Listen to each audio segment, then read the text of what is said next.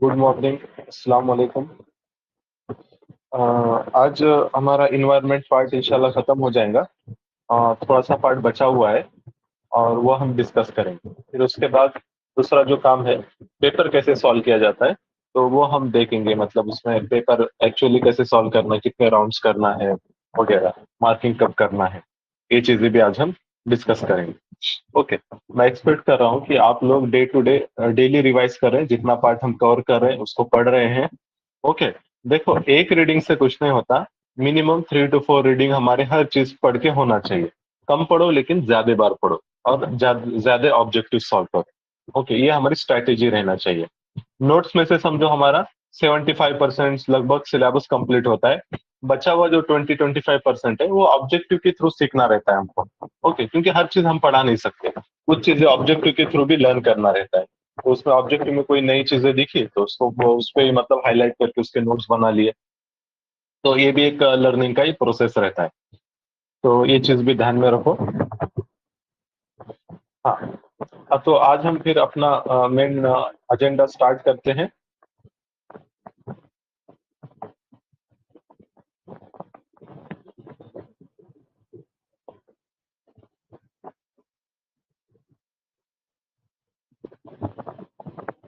Screen दिखाई दे रही है? Yes screen sir. विजिबल है सभी को? हाँ। यस। ठीक है। तो पहले हम ब्रीफली देखते हैं कि हमने कल क्या देखा था, फिर आगे वाला पार्ट स्टार्ट करते हैं।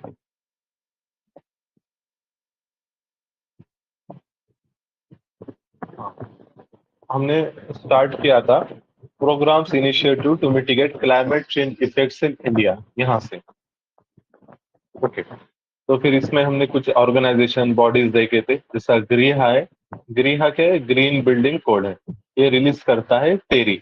और इसी तरीके से ईसीबीसी जो कोड्स हैं वो BEE, bureau of energy efficiency, release करता है। देन हमने फेम नाम की स्कीम देखी। ये to promote electric vehicles under minister of heavy industry, ये आती है स्कीम। इसके बाद हमने इंडियन क्लाइमेट चेंज, इसमें जो हमारा सबसे बड़ा प्रोग्राम है, national action plan and climate change, ये देखा। इसके अंडर में 8 मिशन आते हैं। इसका निमोनिक है सहवाग CH। और ये जो 8 मिशन है, national solar mission, national mission for enhanced energy efficiency, national mission on sustainable habitat, national water mission, national mission for sustaining Himalayan ecosystem, then national mission for green India, national mission for sustainable agriculture and national mission for strategic knowledge on climate change. ऐसे कुल मिलाकर 8 mission थे, इसको बार बार पढ़ना है। फिर हमने EIA क्या रहता है वो देखा। देन EIA जो रहता है उसके स्टेजेस क्या है, जैसा स्क्रीनिंग होता है, स्कोपिंग होता है, then EIA report, decision making, फिर उसका कंप्लायंस रिपोर्ट, ये सारी चीजें। देन उसके बाद हमने प्रोजेक्ट की कैटेगरीज देखे, A, B1, B2। इसमें से A को सेंट्रल गवर्नमेंट क्लियरेंस देता है, B1 को स्टेट गवर्नमेंट देता है और B2 को नॉट रिक्वायर्ड है। और ऐसा परिवेश नाम का एक पोर्टल है फास्टर इन्वायरमेंटल क्लियरेंस के लिए। देन EIA 2020 अमेंडमेंट आई थी, इसमें कुछ चेंजेस किए गए जिसके ऊपर काफी कंट्रोवर्सी हुई थी। जैसा उसमें से एक था कि पब्लिक कंसल्टेशन पीरियड पहले 30 डेज था, उसको डिक्रीज करके 20 डेज कराया गया। तो ऐसे कुछ इसमें प्रोविजंस थे जिसकी वजह से बहुत आउटरीच हुआ था। देन हमने इन्वायरमेंटल ऑर्गेनाइजेशन डिस्कस किए थे, जैसा यूनाइटेड नेशन इन्वायरमेंटल प्रोग्राम 1972 में बनी थी। इसका हेडक्वार्टर नैरोबी केनिया में है। देन हमने वर्ल्ड मेटेरोलॉजिकल ऑर्गेनाइजेशन देखा। ये भी इवेंट स्पेशलाइज एजेंसी है, क्लाइमेट वेदर फॉरकास्टिंग वगैरह उसका काम है। Then world wide fund for nature WWF, 1961 में बनी थी, बायोडाइवर्सिटी कंजर्वेशन वगैरह उसका काम करती है। International union for conservation of nature, ये भी हमने देखा था। इसका मेन काम वो जो रेड डाटा बुक वगैरह पब्लिश करता है।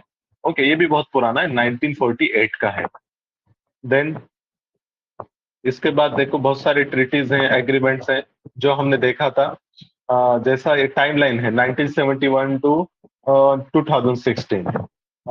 उसमें देखो, जैसे सबसे पहले रामसर आता है 71 में। देन स्टॉकहोम कन्वेंशन होता है, UNEP बनता है 72 में। साइट्स आएगा 73 में। Nairobi Declaration 82, Vienna Convention for ozone 85, Montreal Protocol 87, Brundtland Report 87, then Agenda 21 1992, UNFCC बनता है 1992 में। यूएनसीबीडी बायोलॉजिकल डाइवर्सिटी के लिए जो कन्वेंशन था वो भी 92 में आता है। Kyoto Protocol 97, Rotterdam Convention 98, Cartagena 2000, Stockholm Convention 2001, Nagoya Protocol 2010, Rio plus 20 2012, Paris Agreement 2015, Kigali Amendment 2016। तो ऐसे हमने टाइमलाइन देखी थी। देन हमने स्टॉकहोम कॉन्फ्रेंस देखा, ब्रूटलैंड रिपोर्ट देखा, और जिसने सस्टेनेबल डेवलपमेंट का कंसेप्ट दिया था। देन 1992 की समिट, उसमें पूरे इनिशिएटिव्स वगैरह क्या क्या लिए गए। फिर कन्वेंशन ऑन बायोलॉजिकल डाइवर्सिटी ये देखा। उसके अंडर में दो protocol, Cartagena protocol, Nagoya protocol. Cartagena 2000 में आता है, नागोया 2010। साइट्स 1973, इसको वाशिंगटन कन्वेंशन कहते हैं। Then CMS, convention for conservation of migratory species, इसको बॉन कन्वेंशन कहते हैं। Then united national convention to combat desertification, ये लीगली बाइंडिंग है। वियना कन्वेंशन ओजोन के लिए। देन मॉन्ट्रियल प्रोटोकॉल, ये भी ओजोन के लिए। किगाली अमेंडमेंट एचएफसीज को भी बैन करते हैं, हाइड्रोफ्लोरोकार्बन को भी। रामसर कन्वेंशन वेटलैंड कंजर्वेशन के लिए था। फिर मॉन्ट्रिक्स रिकॉर्ड, जो मतलब ज्यादा जिनको थ्रेट रहती है ऐसे वेटलैंड इसमें रहते हैं मॉन्ट्रिक्स रिकॉर्ड में। तो इसमें इंडिया के दो साइट हैं, केवलादेव नेशनल पार्क राजस्थान का, और लोकतक लेक मणिपुर का। चिल्का लेक पहले था बट अब उसको निकाला गया। देन हमने स्टॉकहोम कन्वेंशन देखा, परसिस्टेंट ऑर्गेनिक पोल्यूटेंट के लिए। Basel Convention, transboundary movement of hazardous waste. और Rotterdam Convention, priority inform consent. Then Minamata Convention भी देखा था। मिनामाटा कन्वेंशन किस लिए है? ये मर्क्यूरी पॉइजनिंग वगैरह उसके लिए। ओके, अब इसके बाद आज हमको यहाँ से स्टार्ट करना था, environmental legislation acts and policies in India. Okay, तो ये भी काफी इंपॉर्टेंट है। तो देखो, इन्वायरमेंटल कंजर्वेशन से रिलेटेड जो एक्ट है हमारे पास, सबसे बड़ा act wild life protection act. Okay, इसको याद रखना, वाइल्ड लाइफ प्रोटेक्शन एक्ट। तो देखो, हाँ, ये आया था 1972 में। ऑब्वियसली पीएम हमारे इंदिरा गांधी थे। तो इस ये एक्ट में 6 शेड्यूल्स हैं, जैसे हम बोलते हैं ना कॉन्स्टिट्यूशन में कितने शेड्यूल्स हैं। कॉन्स्टिट्यूशन में हम वो कहते हैं 12 शेड्यूल्स हैं। उसी तरीके से ये वाइल्ड लाइफ प्रोटेक्शन एक्ट में 12 शेड्यूल्स, 6 शेड्यूल्स हैं। शेड्यूल 1 और शेड्यूल 2, पार्ट 2 ऑफ शेड्यूल 2, इसमें जो एनिमल्स रहते हैं उनको सबसे ज्यादा प्रोटेक्शन दिया जाता है। ओके, फिर ऐसा याद रखना, शेड्यूल 5 किससे रिलेटेड है? तो वर्मीन एनिमल। ये ऐसे एनिमल्स रहते हैं जिनको गवर्नमेंट खुद मारने की परमिशन देता है। क्यों मारने की परमिशन देता है? जैसे फॉर एग्जाम्पल, कुछ एनिमल्स रहते हैं, वो क्या करते हैं, एग्रीकल्चर का मतलब फार्म का बहुत नुकसान करा देते हैं। जैसा कि वो वाइल्ड वाइल्ड बोर जिसको कहते हैं, वाइल्ड पिग जो रहते हैं, वो बहुत नुकसान करा देते हैं। तो उनको मतलब जहाँ पे बहुत ज्यादा है उनको मतलब अलाउ करते हैं कि आप उनको शूट करके मार सकते हैं। ओके, इसी तरीके से कोई टाइगर मैन ईटर वगैरह हो गया तो उसको भी मार देते हैं। तो ये ऐसा रहता है। लेकिन इसकी जो परमिशन रहती है ना, कौन देता है? Chief wild life warden. Okay, chief wild life warden. तो जैसा फॉर एग्जांपल बिहार में नीलगाय, ये एक डियर है, ये वहां पे उसको अलाउ है किल करना। रिसस मंकी एक है, ये भी वर्मिन स्पेशीज है। ओके, तो ये चीजें याद रखना, इसको अलाउड रहता है मार करना, मार देना। देन इसमें याद रखो, कभी कभी ऐसा पूछता है, vermin animals are declared by state government. No, vermin animals are declared by central government, ये सही रहता। वर्मिन एनिमल्स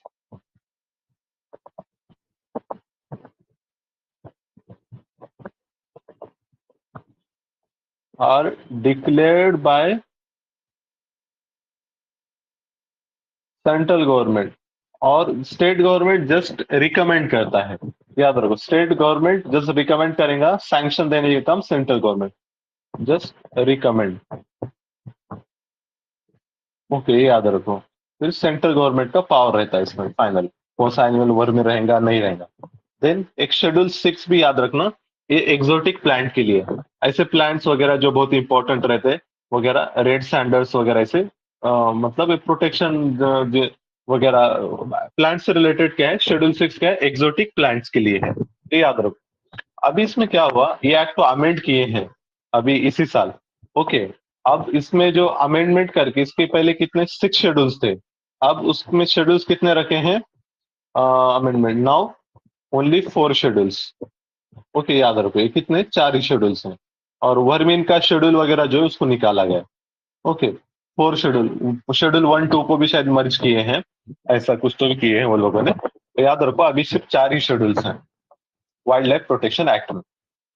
ये चीज हो गई। फिर इसी तरीके से जो हम बोलते हैं ना कि हम मतलब नेशनल पार्क बनाए, वाइल्ड लाइफ सेंचुरी बनाए, या फिर conservation reserve, community reserve. Okay, तो ये सारी के सारे कौन से एक्ट के अंडर में बनाते हैं? Tiger reserve. ओके, ये सारे हम ये 1972 के एक्ट जो है WPA 1972, उसके अंडर में ही तो बनाते हैं, उसमें ये सारी चीजें दी गई है। ओके, याद रखें, ये सारे चीजें हम उसके अंडर में ही बनाते हैं। ओके, देन इसके बाद देखो, भला चलो नेशनल पार्क की एक चीज बताना। नेशनल पार्क के मतलब कौन डिक्लेयर करता है नेशनल पार्क? इसका बताओ answer. National park, wild life sanctuary कौन डिक्लेयर करता है? सपोज कोई एक जगह पे बनाना है हमको नेशनल पार्क, तो पावर किसको है? बताइए जल्दी। Central government. देखो, नेशनल पार्क है, वाइल्ड लाइफ सेंचुरी, कहाँ पे बना है? तो पावर उसको स्टेट गवर्नमेंट देता है, पावर स्टेट गवर्नमेंट को रहता है। यूनियन टेरिटरी में बनाने तो बात अलग है, सेंट्रल गवर्नमेंट। अगर स्टेट में कर रहा है तो स्टेट गवर्नमेंट करता है। ओके, ये याद रखो। हाँ, अगर बॉर्डर वगैरह चेंज करना है तो आपको परमिशन लगती है national Board for wild life की, जिसका चेयरमैन PM रहता है।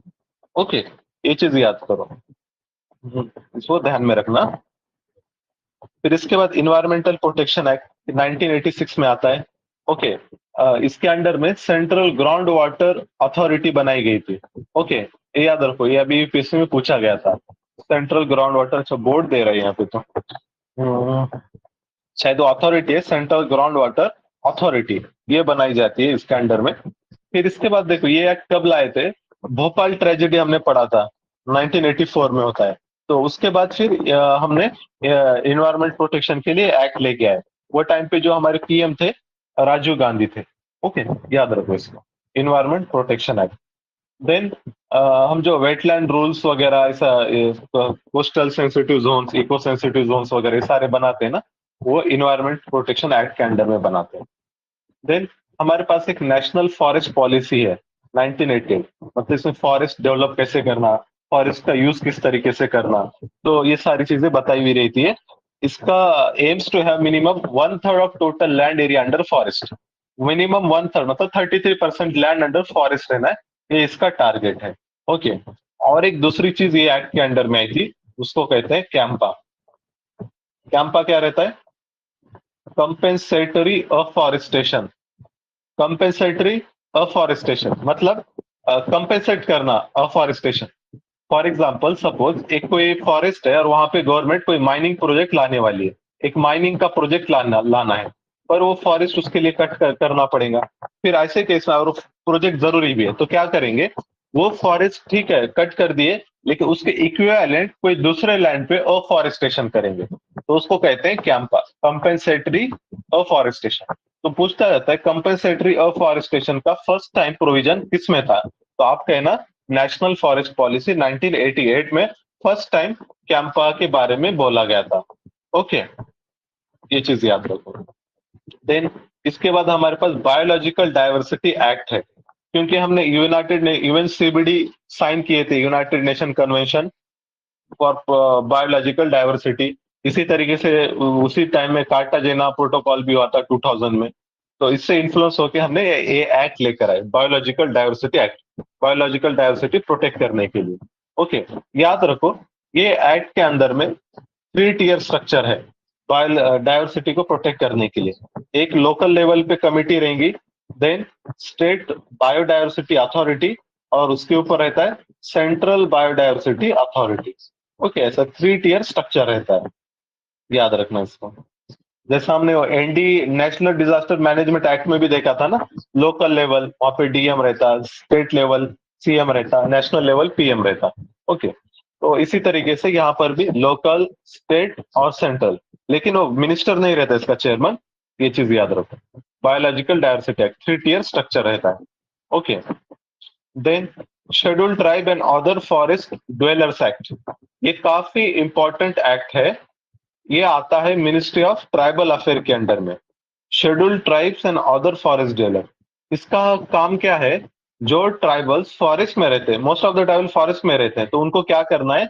लैंड राइट्स देना है, लैंड राइट। ओके, ऐसा फर्स्ट टाइम हुआ था जब कि मतलब right to land as a legal right बोल के एक्सेप्ट किया गया। राइट टू लैंड, इसको ध्यान से देखो, right to land as legal right, मतलब ट्राइबल को लैंड देना चाहिए, इसको कायदे के जरिए एक्सेप्टेंस दिया गया। इससे पहले जो था ना, ऐसे लीगल राइट बोल के नहीं था, जिसको देना है दे देते, नहीं देना नहीं देते थे। ओके, और ट्राइबल का तो कैसा रहता है, जंगल में ही रहते हैं और पूरा सारा उनका लाइवलीहुड फॉरेस्ट रिसोर्सेज पे डिपेंड करता, पर उनको लैंड राइट नहीं दी जा रहे थे।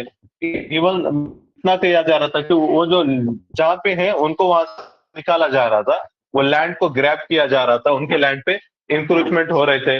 इसी तरीके से मनी लेंडर्स वगैरह उनका एक्सप्लॉयटेशन कर रहे थे। फिर इन सारी चीजों की वजह से ये एक्ट लाया गया। ये एक्ट में कहा गया है कि मतलब जितने भी ट्राइबल्स फॉरेस्ट में रह रहे हैं उनको हम लैंड देंगे। हाँ, लेकिन जो लैंड है कितना देना है? मैक्सिमम 4 हेक्टेयर तक मिल। Hello, I am audible? मेरी आवाज आ रही है?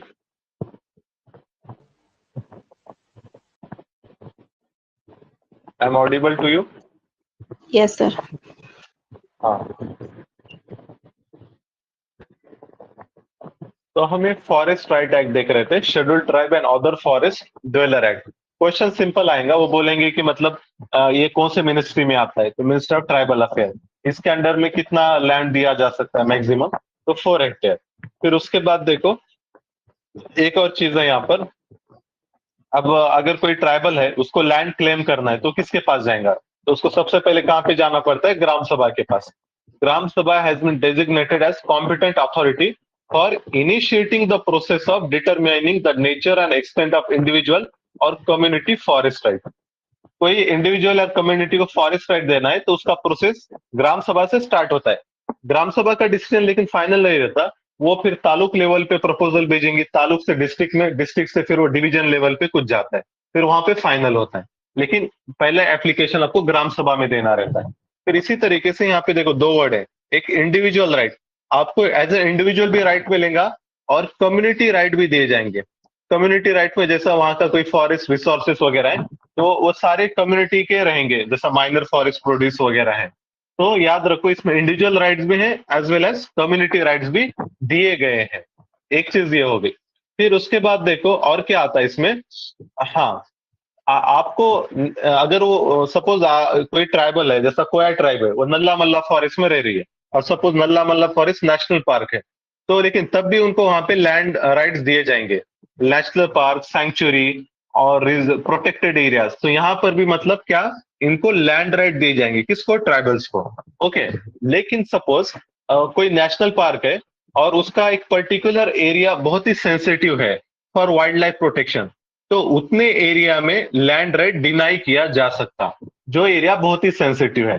और वो जो एरिया रहता है सेंसिटिव एरिया, उसको क्या कहते हैं? उसका एक नाम आता है, टर्म आती है पर्टिकुलर।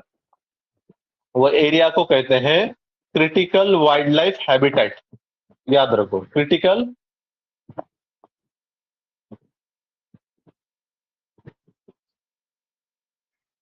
Wild life habitat. ये एरिया नेशनल पार्क का, वाइल्ड लाइफ सेंचुरी का पार्ट रहता है। और यहाँ पर इसको छोड़ के सब तरफ तुमको लैंड राइट मिलेगा, नेशनल पार्क में वगैरह किधर भी, लेकिन यहाँ पर नो लैंड राइट। ओके, यहाँ पे लैंड राइट नहीं दिया जा सकता। फिर एक चीज ये हो गई। दूसरा, इसको डिक्लेयर कौन करता है? क्रिटिकल वाइल्ड लाइफ को डिक्लेयर कौन करता है? तो आप बोलना है कि declared by central government. Declare by central government, वो देगा स्टेट गवर्नमेंट डिक्लेयर करता है। ओके, नहीं, सेंट्रल गवर्नमेंट डिक्लेयर करता है और जो स्टेट गवर्नमेंट बस रिकमेंड करता है। फिर तीसरी चीज ये क्या बोलेगा? डेफिनेशन, इसको डिफाइन कौन से एक्ट में किया गया है? Okay, critical wild life habitat को डिफाइन कौन से एक्ट में किया गया है? अब हमको लगता है कि वाइल्ड लाइफ प्रोटेक्शन एक्ट में रहेगा या इन्वायरमेंट प्रोटेक्शन एक्ट में रहेगा, नहीं। इसका जो डिफाइनेशन है इसी राइट में है। डेफिनेशन अंडर जो हमारा फॉरेस्ट राइट, वो जो अभी का जो एक्ट जो हम डिस्कस कर रहे हैं, फॉरेस्ट राइट एक्ट 2006। ओके, ये एक्ट में ही इसको डिफाइन किया गया है। Okay, critical wild life habitat, ये इंपॉर्टेंट टर्म है, इसको पता रहना चाहिए। क्रिटिकल वाइल्ड लाइफ हैबिटेट क्या है, इसका मतलब वगैरह। ओके, तो ये चीज समझ लो, ठीक है। क्या है समझ में, क्रिटिकल वाइल्ड लाइफ हैबिटेट वगैरह आ रही चीजें समझ में आप लोगों को? Yes sir. हाँ, अब इसके बाद देखो, अब आगे देखते हैं नेशनल ग्रीन ट्रिब्यूनल। ये क्या है देखो, एनजीटी ट्रिब्यूनल। ट्रिब्यूनल क्या रहते हैं, जैसा जुडिशरी क्या करता है, एडजुडिकेशन का काम करता है, इसी तरीके से ऐसे एक अल्टरनेट मैकेनिज्म है जो एडजुडिकेशन का, जस्टिस डिलीवरी का काम करते हैं। लेकिन उसमें क्या है, प्रोसीजर वगैरह थोड़ा सिंपल रहते हैं। जैसा कोर्ट के लिए पूरा प्रॉपर प्रोसीजर है, क्रिमिनल प्रोसीजर कोर्ट्स, फिर सिविल कोर्ट्स वगैरह, तो इसके लिए ऐसा नहीं रहता। ये डायरेक्ट जो ट्रिब्यूनल्स रहते हैं वो किस पे काम करते हैं, प्रिंसिपल ऑफ नेचुरल जस्टिस बोलते हैं। ओके, ये मतलब कोई ऐसा स्ट्रिक्ट प्रोसीजर वगैरह नहीं रहती है, प्रिंसिपल ऑफ नेचुरल जस्टिस पे काम करते हैं। इसलिए यहाँ का प्रोसेस वगैरह बहुत फास्ट रहता है, लॉयर वगैरह हायर करने की जरूरत नहीं रहती। ओके, तो ये एनजीटी को कब बनाया गया?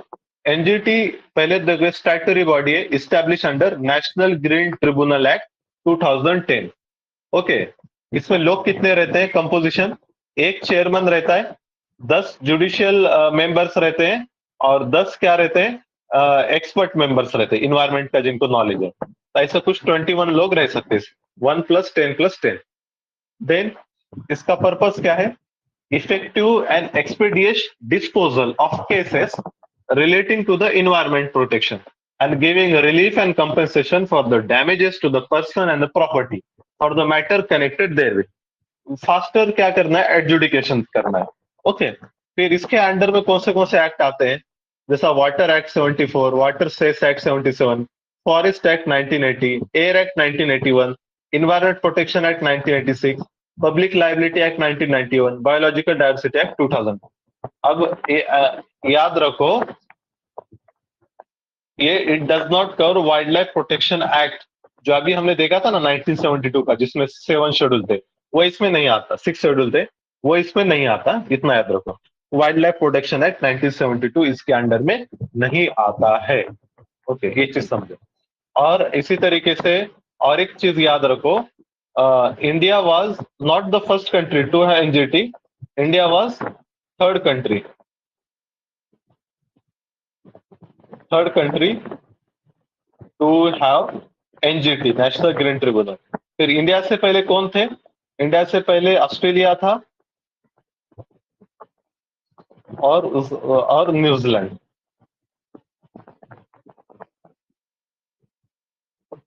Okay,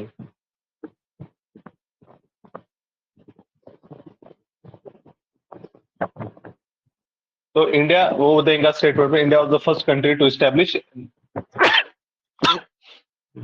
sorry, national green tribunal. India was first country to have national green tribunal, तो स्टेटमेंट रॉन्ग रहेगा, इंडिया थर्ड कंट्री था। ओके, इसके बाद देखो, ई वेस्ट मैनेजमेंट रूल्स हमारे पास हैं, 2016 में हमने लाए थे। ये भी under ministry of environment protection है। जनरली जो भी वेस्ट मैनेजमेंट रूल्स वगैरह रहते हैं वो सारे इन्वायरमेंट मिनिस्ट्री में आते हैं। ओके, इसमें एक चीज याद रखो, इसमें एक प्रोविजन है, एक्सटेंडेड प्रोड्यूसर रिस्पॉन्सिबिलिटीज को कहते हैं, ईपीआर। ईपीआर मतलब क्या रहता है, सपोज मेरे पास सैमसंग का मोबाइल है। ओके, अब मैं उसको 2-3 साल यूज किया, फिर वो खराब हो गया, अब मैं इसको क्या करूंगा, फेंक दूंगा। तो लेकिन अब जब उसका खराब हो गया, तो अब क्या रहता है, कंपनी की जिम्मेदारी है कि वो उसको कलेक्ट करे और उसको रिसाइकल करे, रिप्रोसेस करे। तो जो मैन्युफैक्चर है वही जिम्मेदार रहेगा वो प्रोडक्ट का लाइफ साइकिल खत्म होने के बाद उसको रिप्रोसेस करने के लिए। तो इसको हम कहते हैं extended producer responsibility. Okay, extended producer responsibility means whoever is the manufacturer has the responsibility to recycle the product once its life cycle is completed। Okay, याद रखना। तो हमारा e waste as well as plastic waste के rules जो है ना हमारे, उनमें भी ये प्रोविजन है, इसको याद रखें। देन हाँ, इसके बाद ऐसे ये भी है, बायोलॉजिकल वेस्ट मैनेजमेंट रूल्स भी है हमारे पास, जो मेडिकल वेस्ट वगैरह रहता है। तो इसी तरीके से सॉलिड वेस्ट मैनेजमेंट रूल्स हैं, ये सारे हैं। इसके बाद देखो, नेशनल बायोफ्यूल पॉलिसी, ये 2018 में आई थी। इसमें क्या करना था, बायोफ्यूल पॉलिसी में, बायोफ्यूल जैसा हम क्रूड ऑयल वगैरह यूज करते हैं, फॉसिल फ्यूल रहते हैं। बायोफ्यूल मतलब हम क्या करते हैं, प्लांट्स का, एनिमल्स का यूज करके फ्यूल बनाते हैं और उसके जरिए व्हीकल इंजन में यूज करते हैं। तो देखो दो टाइप के बायोफ्यूल रहते हैं, एक रहता है इथेनॉल, दूसरा रहता है डीजल, बायोडीजल। इथेनॉल हम पेट्रोल में यूज कर सकते हैं और बायोडीजल हम डीजल इंजन में यूज करते हैं। लेकिन इसका फायदा क्या है, ये इको फ्रेंडली है, इससे पोल्यूशन कम होता है। दो चीजें रहती है, एक पोल्यूशन कम होना, एक रहता है पोल्यूशन खत्म होना। तो याद रखो पोल्यूशन खत्म होना ये बहुत मुश्किल काम है। जनरली जो भी हम बायोफ्यूल वगैरह यूज करते हैं इसमें कम होता है। तो याद रखो ऐसा रिडक्शन ऑफ पोल्यूशन बोला तो ठीक है, और अगर बोला इलिमिनेशन ऑफ पोल्यूशन इससे होता है तो वो रॉन्ग हो जाएगा स्टेटमेंट। इलिमिनेशन नहीं होता, पोल्यूशन थोड़ा तो भी रहेगा ही। ओके, तो देखो हमारा जो टारगेट है, हम क्या करने वाले हैं, 20% ethanol blending in petrol by 2025 तक करना है, और 5% बायोडीजल ब्लेंडिंग। ब्लेंडिंग मतलब मिक्स करना। सपोज हमारे पास क्या है, 1 लीटर हम पहले पेट्रोल यूज कर रहे थे, अब क्या करेंगे, वो 800 ml पेट्रोल और उसमें 200 ml इथेनॉल मिक्स करेंगे। ओके, जिसकी वजह से क्या होगा, थोड़ा सा इफिशियंसी कम होगी पर वो इको फ्रेंडली रहेगा। ओके, याद रखो बायोडीजल का सेम 5% बायोडीजल ब्लेंडिंग करना है। फिर इसके बाद ये जो बायोफ्यूल्स है ना, इनके 4 टाइप के रहते हैं, first generation, second generation, third generation और फोर्थ जनरेशन। तो वो क्या रहता है वो भी हम देखते हैं। ये चार्ट देख लो जरा, एक बार पढ़ो इसको।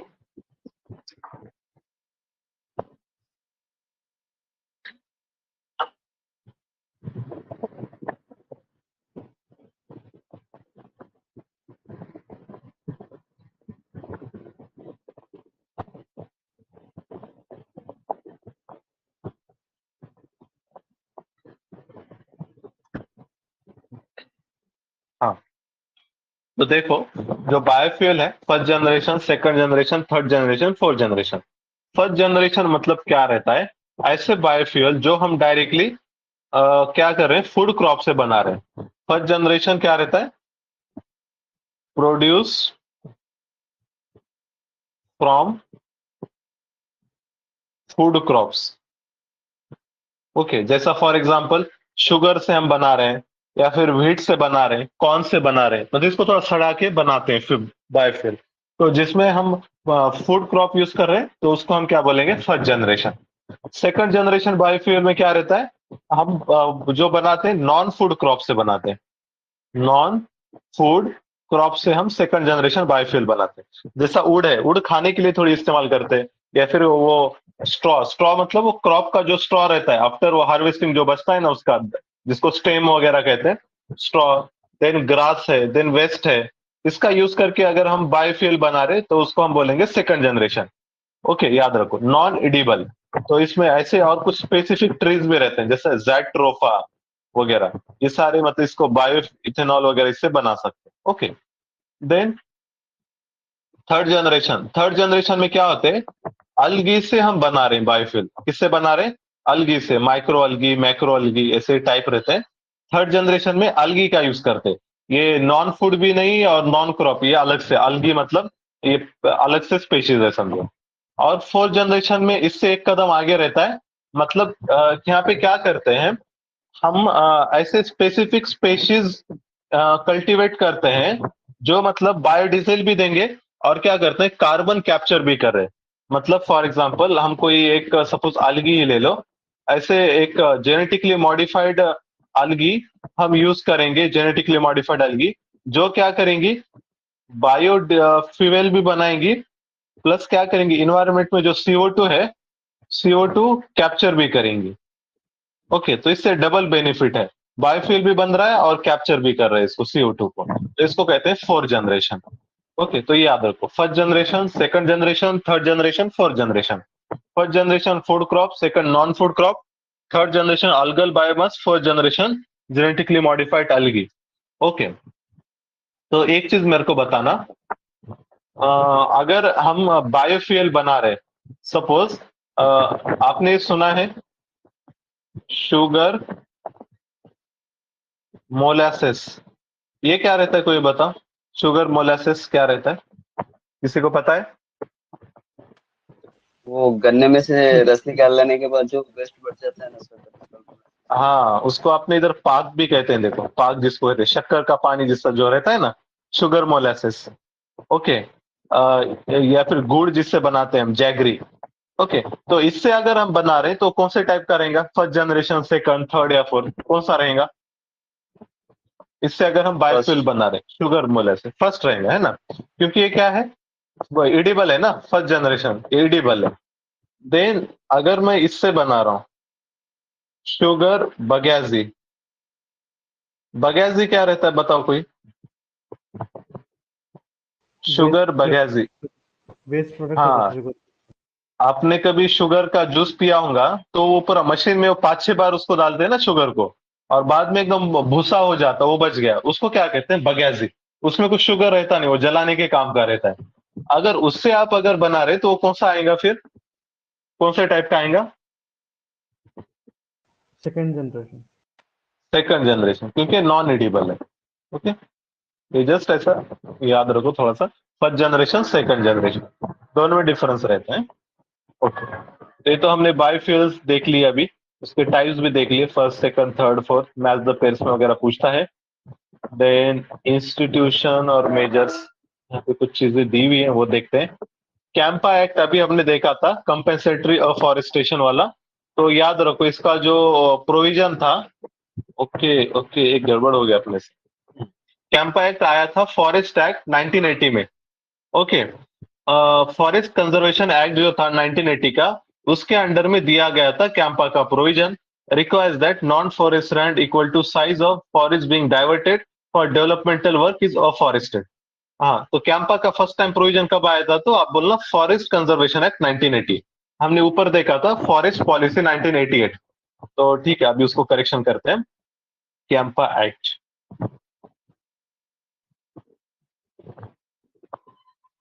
हाँ, Campa act first time provision वो फॉरेस्ट एक्ट 1980 में आया था, नॉट इन 1988 फॉरेस्ट पॉलिसी। यहाँ पे दूसरी चीज आई है कोई एक, वो भी हम मैं आपको बताता हूँ।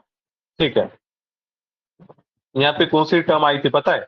नेशनल फॉरेस्ट पॉलिसी, एक टर्म थी JFM, मतलब जॉइंट फॉरेस्ट मैनेजमेंट। ये कंसेप्ट नेशनल फॉरेस्ट पॉलिसी ने दिया था। ओके, इसमें क्या करते हैं? जॉइंट फॉरेस्ट मैनेजमेंट, यहाँ पर इसका पर्पस क्या है? Involving local community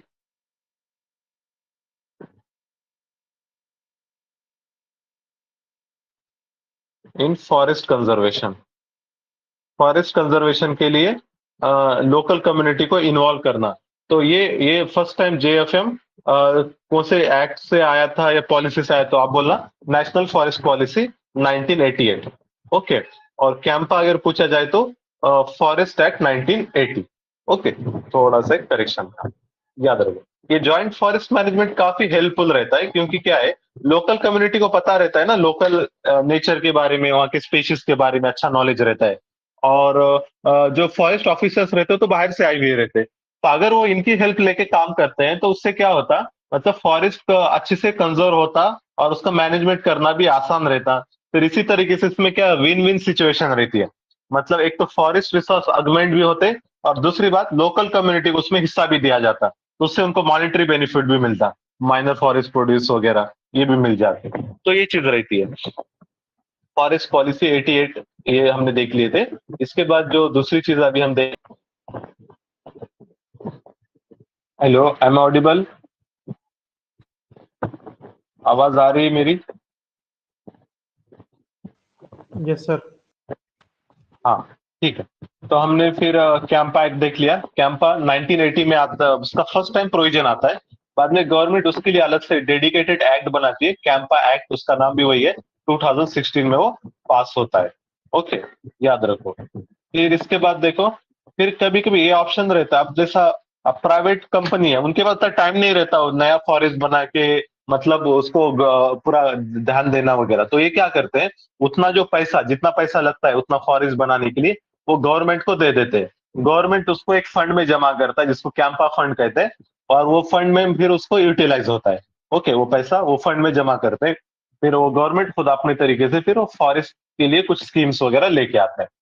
then joint forest management अभी हमने देखा, इसमें लोकल कम्युनिटी को इन्वॉल्व करते हैं फॉरेस्ट कंजर्वेशन में, और फर्स्ट टाइम इसको प्रपोज किया गया था फॉरेस्ट पॉलिसी 1988 में। देन इसके बाद और एक टर्म है सोशल फॉरेस्ट्री। अब ये भी इसके बारे में पूछा जाता है। पहले ये तो क्या रहता है, सोशल फॉरेस्ट्री, नाम में सोशल है, तो इसमें क्या करना है, ये जॉइंट फॉरेस्ट में फॉरेस्ट मैनेजमेंट जैसा ही है, तो लोगों को इन्वॉल्व करना है अफॉरेस्टेशन के काम में, अफॉरेस्टेशन। ओके। तो इसका जो फर्स्ट टाइम प्रोविजन था सोशल फॉरेस्ट्री का, तो नेशनल कमीशन ऑन एग्रीकल्चर, एक कमीशन बिठाए थे, उसने दिया था, और ये आई थी टर्म 1976 में, national commission on agriculture.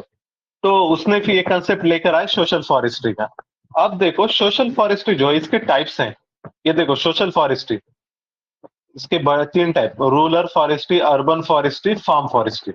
Rural forestry मतलब क्या, रूरल एरियाज में वगैरह जो खाली लैंड है, एग्रीकल्चर लैंड है, वहां पे फॉरेस्ट ट्री प्लांट करना, उसको रूरल फॉरेस्ट्री। अर्बन फॉरेस्ट्री मतलब अर्बन एरियाज में जो खाली लैंड है, वैकेंट लैंड है, पार्किंग एरियाज है रोड के साइड में वगैरह, क्या करना, अफॉरेस्टेशन करना। और फार्म फॉरेस्ट्री एक टर्म आती है। देखो फार्म फॉरेस्ट्री मतलब क्या रहता है, आप, हम क्या करते हैं, एग्रीकल्चर, हमारे जो फार्म रहता है, हम क्या करते हैं, क्रॉप्स लेते हैं उस पे। लेकिन फार्म फॉरेस्ट्री में क्या करते हैं, फॉरेस्ट ट्रीज, फॉरेस्ट ट्रीज लेते हैं, फॉरेस्ट ट्रीज इसमें कल्टीवेट करते हैं, no crop, no agriculture crop. मतलब जो आपका फार्म रहेगा वहां पे सिर्फ आपके फॉरेस्ट्री ग्रो करते हैं, और जैसा टीक, टिम्बर वगैरह ये सब, और एग्रीकल्चर क्रॉप्स नहीं लेते, उसको कहते हैं फार्म फॉरेस्ट्री। उससे फायदा क्या होगा, आपको वुड वगैरह मिलेगा, इसी तरीके से उसको जो अदर उसके मेडिसिनल प्रॉपर्टीज वगैरह, उसको मतलब अगर है तो आपको उसका भी बेनिफिट मिल सकता है, उसको फार्म फॉरेस्ट्री कहते हैं। मतलब आपके खेत में फॉरेस्ट ट्री प्लांट करना, उसको हम फार्म फॉरेस्ट्री कहेंगे। ओके। यहाँ पर और थोड़ा सा इंटरनेट इशू कर रहा है, आवाज आ रही है अभी मेरी? Yes sir. हाँ।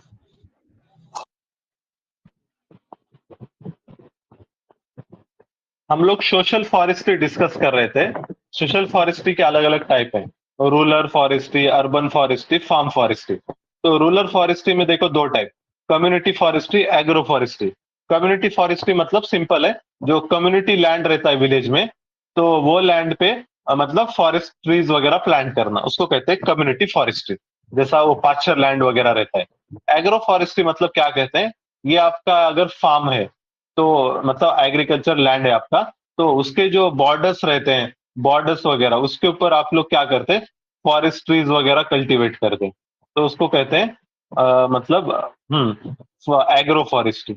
एग्रो फॉरेस्ट्री जो फार्म में खाली स्पेसेस है वहां पे फॉरेस्ट्री लगाना, मतलब एग्रो फॉरेस्ट्री। और ये जो हमने देखा था ना फार्म फॉरेस्ट्री, इसमें क्या करते हैं, पूरे फार्म पे ही मतलब फॉरेस्ट ट्रीज लेते हैं। ओके, ये चीज हो गई। देन इसके बाद देखो अर्बन फॉरेस्ट्री से रिलेटेड एक गवर्नमेंट स्कीम चला रहा है। अर्बन फॉरेस्ट्री मतलब अर्बन एरियाज में जो वैकेंट लैंड है वहां पे फॉरेस्ट वगैरह बनाना है, तो उसके लिए गवर्नमेंट जो स्कीम चला रहा है, स्कीम का नाम है नगर वन स्कीम।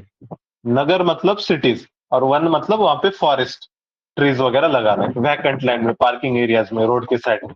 और इसके लिए एक टेक्नोलॉजी यूज करते हैं, मियावाकी मेथड। यूपीएससी का क्वेश्चन है इस साल का, मियावाकी मेथड।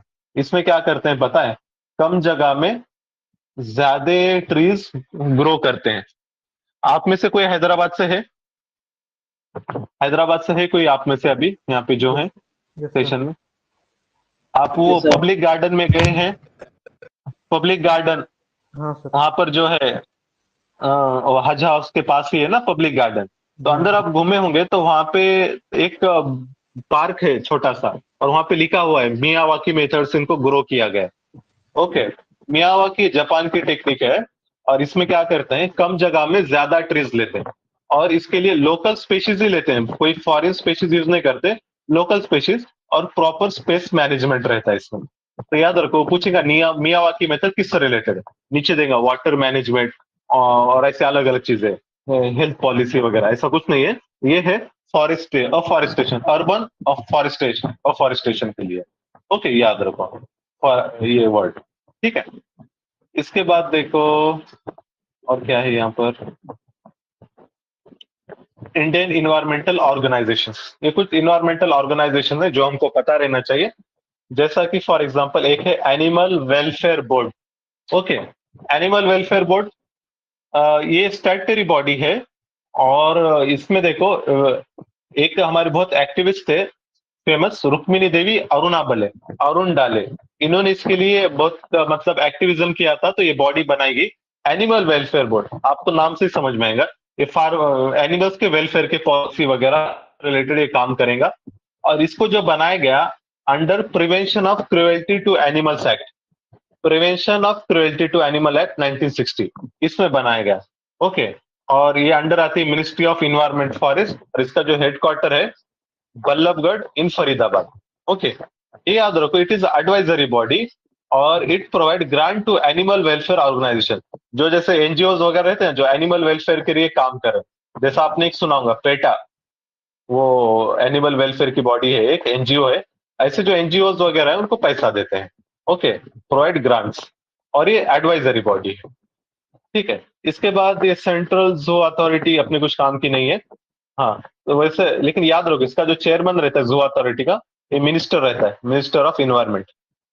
ओके, देन इसके बाद national Ganga river basin authority, अभी हम प्रोजेक्ट चला रहे ना नमामि गंगा वगैरह, गंगा रिवर को उसके ट्रिब्यूटरीज को क्लीन करने के लिए, तो उसके बारे में यहाँ पे याद रखो इसका चेयरमैन प्राइम मिनिस्टर रहता है और यूनियन मिनिस्टर्स भी रहते हैं, और जो स्टेट से गंगा जाती है वहां के चीफ मिनिस्टर भी रहते हैं इसमें।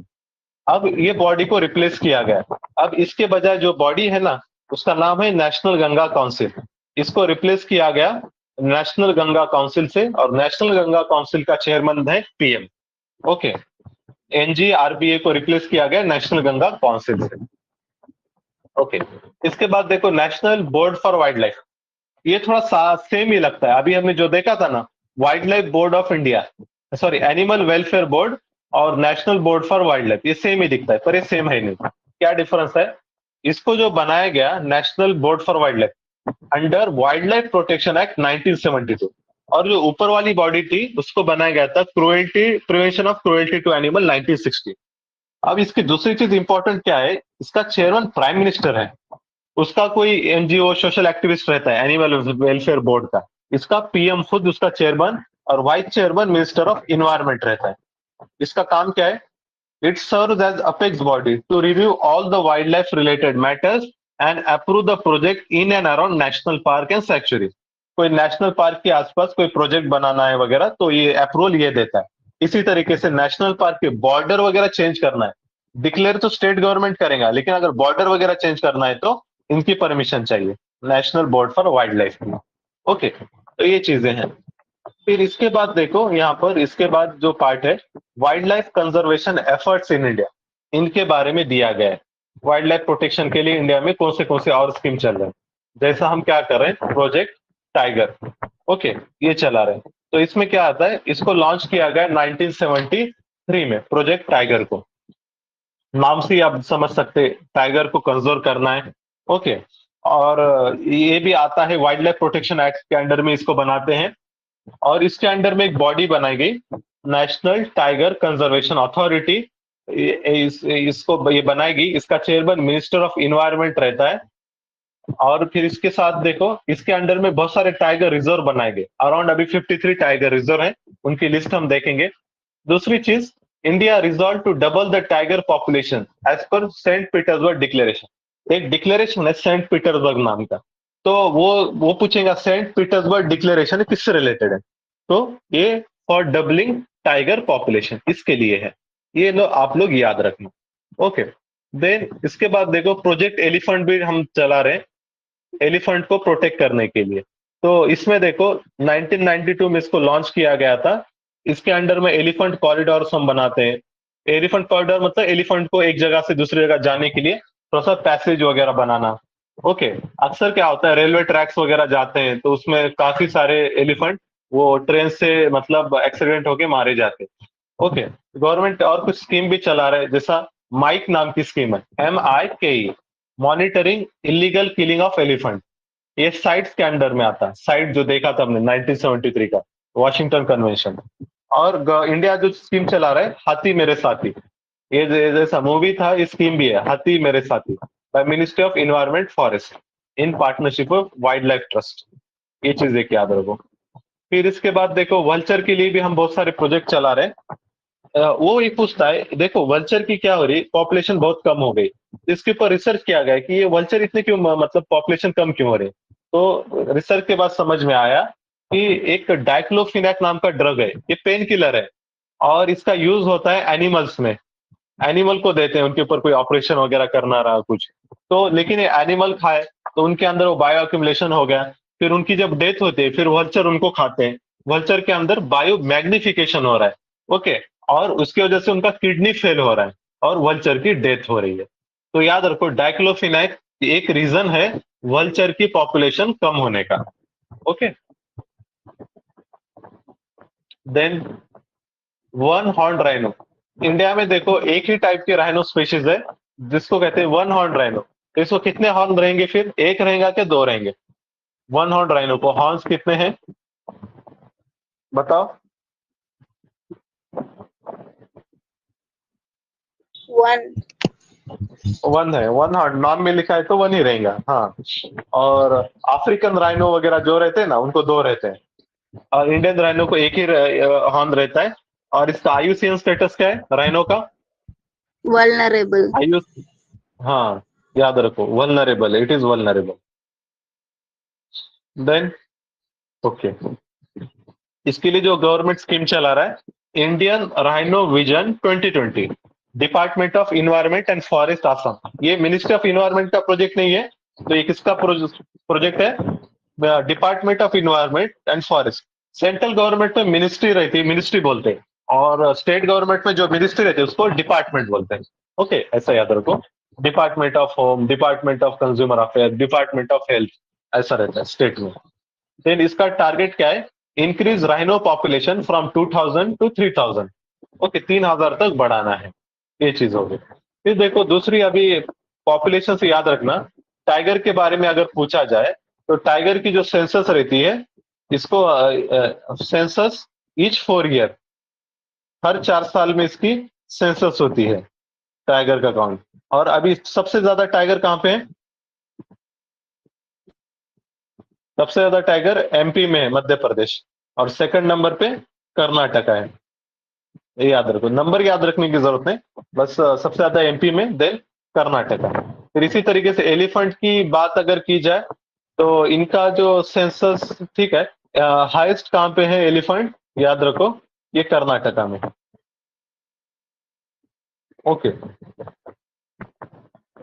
देन वन हॉर्न राइनो देखा हमने। देन उसके बाद सिक्योर हिमालय, ये स्कीम है, ये खास इसलिए है, focus area of the project is protection of snow leopard and other endangered species and their habitat. Secure Himalaya scheme किसके लिए है? तो स्नो लियोपर्ड को प्रोटेक्ट करने के लिए। और इसको लॉन्च किसने किया? मिनिस्ट्री ऑफ इन्वायरमेंट, फॉरेस्ट और UNDP, united nation development programme. Snow leopard से रिलेटेड एक डिक्लेरेशन है, उसका नाम भी याद रखना। वो डिक्लेरेशन को कहते हैं बिश्केक डिक्लेरेशन। ये सेंट्रल एशिया में एक सिटी है। Bishkek declaration is related to snow leopard. Snow को हिंदी में क्या कहते हैं? स्नो को, स्नो जो होता है उसको हिंदी में क्या कहते हैं? गेस करो, स्नो को क्या कहते हैं हिंदी में? हिम कहते हैं। तो ये याद रखो, it is a state animal of Himachal Pradesh. Snow leopard is state animal of Himachal Pradesh. और ऐसे ही एक चीज और याद रखो, और एक टाइप का लियोपर्ड रहता है जिसका नाम रहता है clouded, clouded leopard. Okay, cloud को क्या कहते हैं हिंदी में?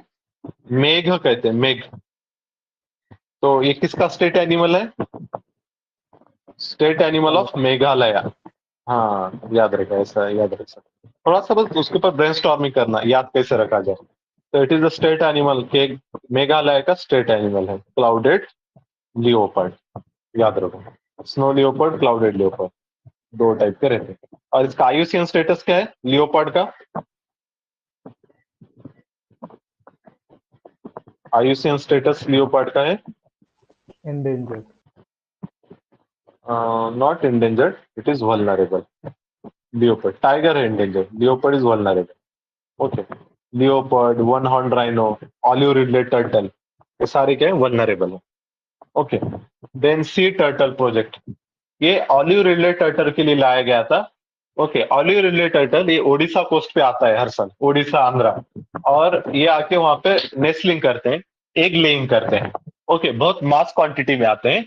तो ये जो कलेक्टिवली जो आते हैं समुंदर से लैंड में ओडिशा के कोस्ट पे, वो जो उनका मूवमेंट रहता है ना, उसको एरीबाडा कहते हैं. एरीबाडा मतलब movement of olive ridley turtle on the coast. Okay, उसको एरीबाडा, वो टर्म याद रखो. फिर वो एक सवाल बोलेगा, olive ridley turtle are found only in Indian ocean. ऐसा नहीं रहता है. Olive ridley turtle Indian ocean में भी है, पैसिफिक में भी है. ओके, और याद रखो it is the smallest and the large, smallest and इसकी पॉपुलेशन भी हाईएस्ट है. स्मॉलेस्ट है of the turtle and population में हाईएस्ट भी है ये. Okay, olive ridley turtle vulnerable है, आईयूसीएन स्टेटस वल्नरेबल, ये भी याद रखो.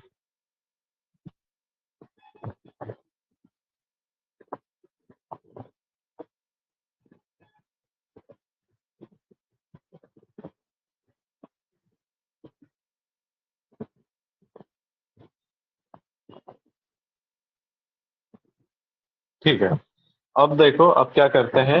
हाँ, ये हो गया ऑलिव रिडले टर्टल वगैरह देखा हमने. देन उसके बाद प्रोजेक्ट हंगुल. हंगुल इसको कश्मीरी स्टैग भी कहते हैं.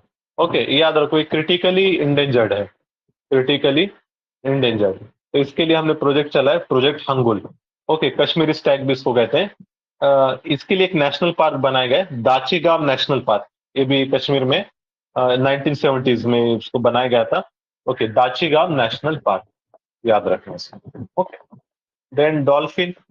डॉल्फिन याद रखो, डॉल्फिन जो हमारे इंडिया में इरावडी डॉल्फिन, गंगेटिक डॉल्फिन, और इसी तरीके से इंडस डॉल्फिन, तो बहुत सारे दो तीन टाइप के डॉल्फिन है. ये सारे के सारे क्या इंडेंजर्ड है, डॉल्फिन इंडेंजर्ड है. और इसमें देखो, dolphin is national aquatic animal of India. ये गंगेटिक रिवर में मिलता है. गंगेटिक रिवर की जो डॉल्फिन है उसको सूसू भी कहते हैं. ये सूसू ऐसा आवाज करती है. और याद रखो इट इज अ ब्लाइंड, उसको आंखें नहीं रहती ये गंगेटिक डॉल्फिन को. तो ये बेस्ड ऑन वो साउंड वेव रिफ्लेक्ट वगैरह करती है और उससे डिटेक्ट करती है कोई हर्डल ऑब्स्टेकल है क्या. तो इसके यही रीजन है कि वो जो हम नेशनल वाटरवे प्रोजेक्ट 1 जो बना रहे हैं ना, उसको इन्वायरमेंटलिस्ट अपोज कर रहे हैं, क्योंकि वो गंगा रिवर से जाता है और वहां पे शिप की मूवमेंट वगैरह बढ़ेंगी तो इनके एक्सीडेंट हो सकते हैं ये डॉल्फिन के. ओके, तो याद रखना गंगेटिक डॉल्फिन, वो स्टेटमेंट क्या देगा, Gangetic dolphin is found in, वो बोलेंगे बराक रिवर. मतलब गंगेटिक गंगा रिवर किधर है, बराक रिवर किधर है. या फिर बोलेंगे Irrawaddy dolphin is found in Chenab river. ऐसा नहीं रहता है, एक जगह इरावडी है तो इरावडी के आसपास जो रिवर्स है वहां पे मिलेगा. गंगेटिक है तो गंगा के आसपास जो रिवर्स है वहां पे वो मिलेंगे. ओके, याद रखना. देन इसके बाद देखो, हाँ, अच्छा, ये एक है सावेन नाम की एक बॉडी है, इंडिया अडॉप्ट सावेन. सावेन क्या है, south Asia wild life enforcement network. ये एक इन्वायरमेंटल प्रोटेक्शन के लिए ऑर्गेनाइजेशन बनाई गई है. साउथ एशियन कंट्रीज इसमें है. जो अपने सार्क की कंट्रीज है ना, पूरी क्या पूरी इसके मेंबर है. सार्क में जितने लोग हैं, सार्क में 8 मेंबर है, तो पूरे जैसा अफगानिस्तान, इंडिया, पाकिस्तान, नेपाल, भूटान, बांग्लादेश, श्रीलंका, मालदीव, ये सब उसके मेंबर है सार्क के. और ये सारे मिलके क्या करेंगे, इन्वायरमेंटल प्रोटेक्शन करेंगे. और ये जो ऑर्गेनाइजेशन है उसका नाम है सावेन. सार्क का निमोनिक पता है, सार्क की कंट्रीज कैसे याद रखना है, SAARC. सार्क का निमोनिक है MBBS, पेन, PAIN.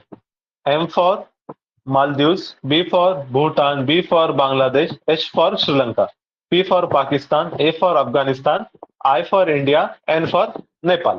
ऐसे 8 कंट्रीज हैं सार्क में, याद रखो. देन और एक ऑर्गेनाइजेशन है जो काफी फेमस रहती है, न्यूज में भी रहती है, बीमस्टेक. ओके, बीमस्टेक का जो निमोनिक है BBINMST. Okay, B for Bangladesh, B for Bhutan, I for India, N for Nepal. Okay, ये चारों कॉमन है. Then MST. M फॉर क्या आता है यहाँ पे, बीमस्टेक में M फॉर क्या है, M फॉर म्यांमार. और ऊपर जो था सार्क में M फॉर मालदीव था. इसको कैसा, इसमें कंफ्यूज हो सकता है. तो याद रखो बीमस्टेक का फुल फॉर्म क्या है? Bay of Bengal Initiative. Bay of Bengal, तो बे ऑफ बंगाल को कौन टच करता है? मालदीव टच करता है क्या म्यांमार टच करता है? म्यांमार टच करेगा तो म्यांमार बीमस्टेक में आएगा, म्यांमार। इसी तरीके से एस फॉर श्रीलंका और टी फॉर थाईलैंड। तो ऐसे 7 कंट्री बीमस्टेक में है। ओके, इसका निमोनिक याद रखना, सार्क का और बीमस्टेक का। इस साल नहीं, लास्ट ईयर पूछा था यूपीएससी ने, सार्क और बीमस्टेक में कोई तो भी टेस्ट में पूछा था, दोनों में कॉमन कंट्रीज कौन से हैं। ओके, तो इससे तुम निमोनिक से ध्यान में रहता है, जल्दी से भूलता नहीं। ओके, इसके बाद देखो अब छोटा सा पार्ट रहा है हमारा। इंडिया में देखो जो बायोस्फीयर रिजर्व हमने देखा था, बायोस्फीयर रिजर्व टोटल 18 है और उसमें से जो 12 है are recognized by UNESCO under man and biosphere reserve programme. Okay, ये मैप देखो, उससे समझ में आएगा हमारे जो बायोस्फीयर रिजर्व हैं वो कौन से हैं। तो मैं ऊपर से बताता हूँ। कोल्ड डेजर्ट बायोस्फीयर रिजर्व, वो हिमाचल प्रदेश में कोल्ड डेजर्ट। नंदा देवी उत्तराखंड में है। कांचनजोंगा ये सिक्किम में आता है। Kanchenjunga highest peak in India है, ये सिक्किम और नेपाल बॉर्डर पे है। Okay, Kanchenjunga. Then Manas National Park Assam वाला, दिहांग दिबांग अरुणाचल, दिब्रू साइखोवा आसाम में है। Nokrek Biosphere Reserve Meghalaya, Nokrek important है, याद रखना, Meghalaya. Okay, Sundarban West Bengal. Simlipal ये ओडिशा में है। अचानक मार अमरकंटक एमपी ओडिशा बॉर्डर पे है, एमपी छत्तीसगढ़। पंचमरी मध्य प्रदेश। पन्ना, पन्ना भी मध्य प्रदेश में है। रन ऑफ कच्छ गुजरात में है। शेषाचलम आंध्रा में है। Nilgiri Kerala Tamil Nadu border. Agasthyamalai Kerala, gulf of Mannar Tamil Nadu और ग्रेट निकोबार। ऐसे कुल मिलाकर 18 बायोस्फीयर रिजर्व्स हैं और उसमें से 12 क्या है recognize under man and biosphere reserve. वो जो 12 है, 12 की लिस्ट हमने इसमें देखा था।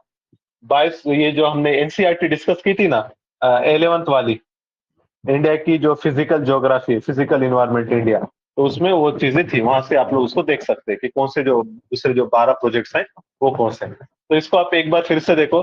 फिर इसी तरीके से सेम वीडियो में मैं थोड़ा कुछ ट्रिक्स भी बताया था आपको कैसे याद रखना है।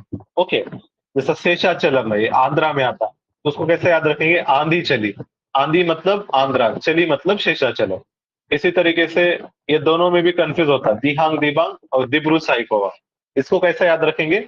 अरुणा दीदी, ऐसे याद रखो। दीदी को हमारे इधर सिस्टर बोलते हैं, सिस्टर मतलब दीदी। तो अरुणा दीदी, दीदी मतलब दिहांग दिबांग। दिहांग दिबांग अरुणाचल में है तो मतलब दिब्रू साइखोवा आसाम में रहे।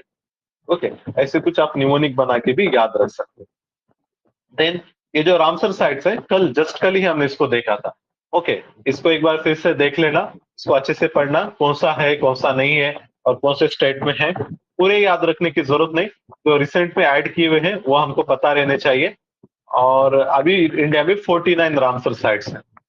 इसी तरीके से जो टाइगर रिजर्व्स हैं, 53 टाइगर रिजर्व्स हैं, ये इंपॉर्टेंट है टाइगर रिजर्व। ओके, तो इसमें से जैसा कि फॉर एग्जांपल देखो ये राजाजी टाइगर रिजर्व है, Jim Corbett tiger reserve, Rajaji Uttarakhand में, जिम कॉर्बेट उत्तराखंड है।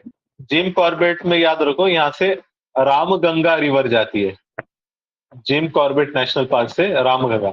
अब सारे टाइगर रिजर्व से कौन सी रिवर जाती है वो देखते नहीं बैठना है, बस ये इस पे काफी पूछा जाता है। जिम कॉर्बेट रामगंगा, गंगा की से अलग रिवर है रामगंगा। मैं ऐसा याद किया था, जिम और राम दोनों दोस्त हैं। ओके, राम गंगा जाती है जिम कॉर्बेट से। ओके, देन पिलभित यूपी में, दुधवा यूपी में और वाल्मीकि बिहार में। अभी दोनों में कंफ्यूज होता है, दुधवा बिहार में है क्या वाल्मीकि बिहार में। इसको कैसे याद रखेंगे? दुधवा दूध कौन देता है? काऊ देती है। और यूपी में क्या है, काऊ प्रोटेक्शन वगैरह बहुत किया जाता है, काऊ कंजर्वेशन। तो ऐसा याद रखो, यूपी में क्या रहेगा? दुधवा रहेगा। और वाल्मीकि कहाँ पे रहेगा? वाल्मीकि, इसका मतलब वाल्मीकि बिहार में रहेगा। ओके, ऐसा आप याद रख सकते, दुधवा वाल्मीकि। मेरी आवाज आ रही है आप लोगों को? I am audible to you?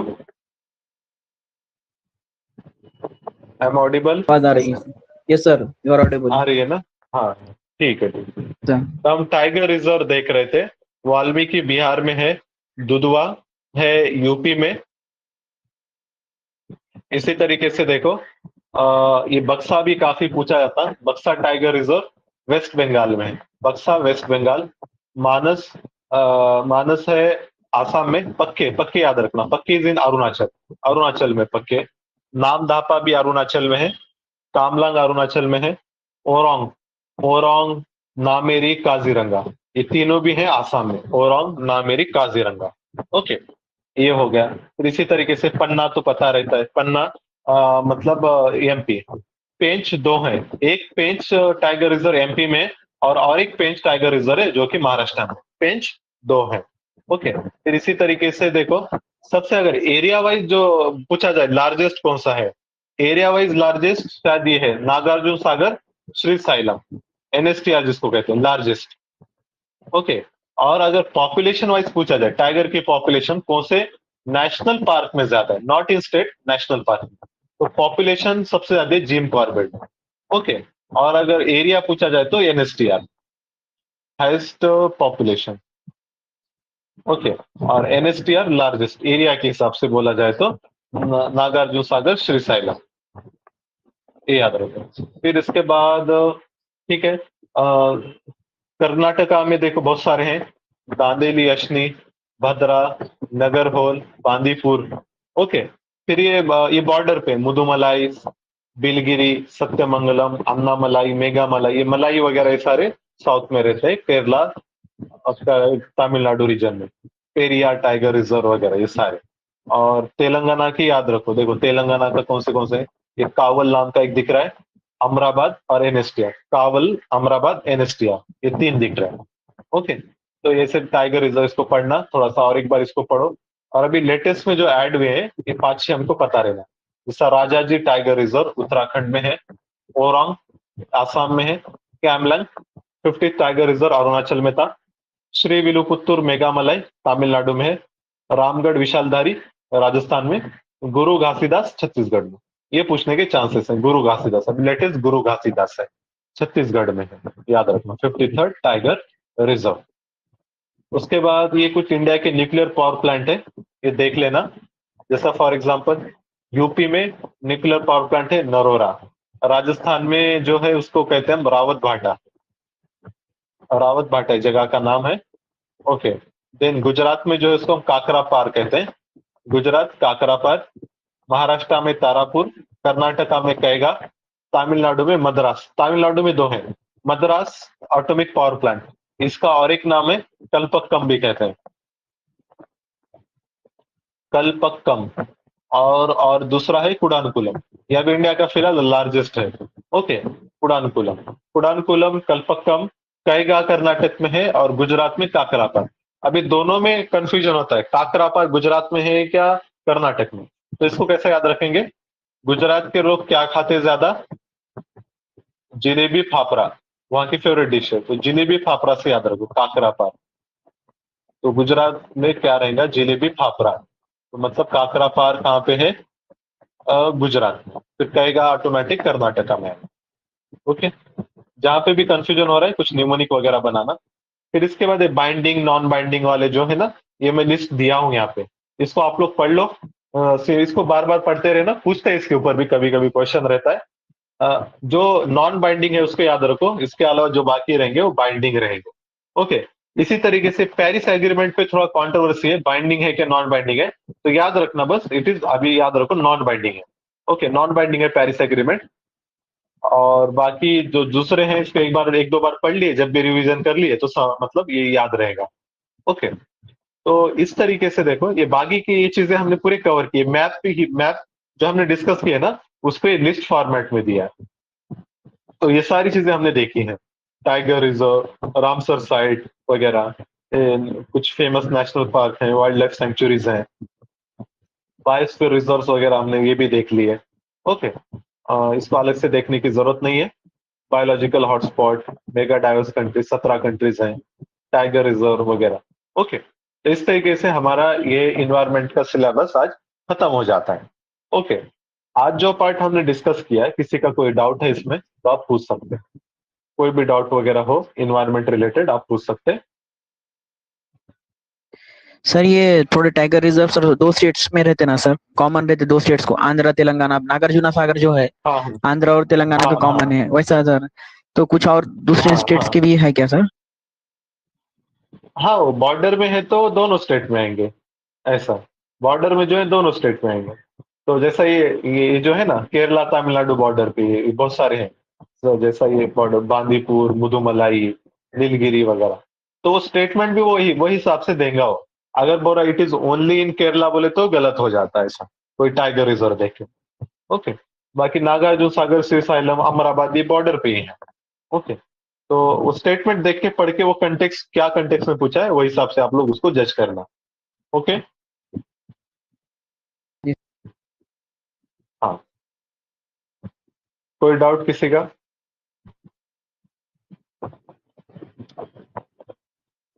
ठीक है, हम देखेंगे एक शॉर्ट 5 मिनट और लेता हूँ आपके। पेपर कैसे सॉल्व करना रहता है। ओके। जैसा फॉर एग्जांपल ये आपके सामने में एक पेपर है, इन्वायरमेंट का पेपर है, विजन का, जो हमने यूपीएससी के लिए सॉल्व किया था। ओके। अब देखो इसमें कैसा हमारा अप्रोच रहता था कि हम पेपर जो सॉल्व करते थे ये राउंड में करते थे, round first round, second round, third round. तो राउंड एटलीस्ट कोशिश करना हमारे 3 राउंड हो रहे हैं, पेपर हम सॉल्व कर रहे हैं 3 राउंड्स में। तो ये राउंड क्या रहते हैं? तो देखो पहले मैं क्वेश्चन नंबर 1 से स्टार्ट करूंगा पेपर। ओके, क्वेश्चन नंबर 1 पढ़ूंगा मैं, मेरे को आंसर आ रहा है तो मैं क्या करूंगा, झट से वो उसको वहां पे क्वेश्चन पेपर पे टिक कर दूंगा। जैसे क्वेश्चन 1 का सपोज आंसर मुझको लगा रेड ऑन है, मैं उसको टिक करा, फिर आगे बढ़ गया क्वेश्चन 2 पे। क्वेश्चन 2 मैंने रीड कर लिया, अब मेरे को इसमें कंफ्यूजन हो रहा है कि एक दो स्टेटमेंट पता नहीं, एक ही पता है और श्योर नहीं हूं।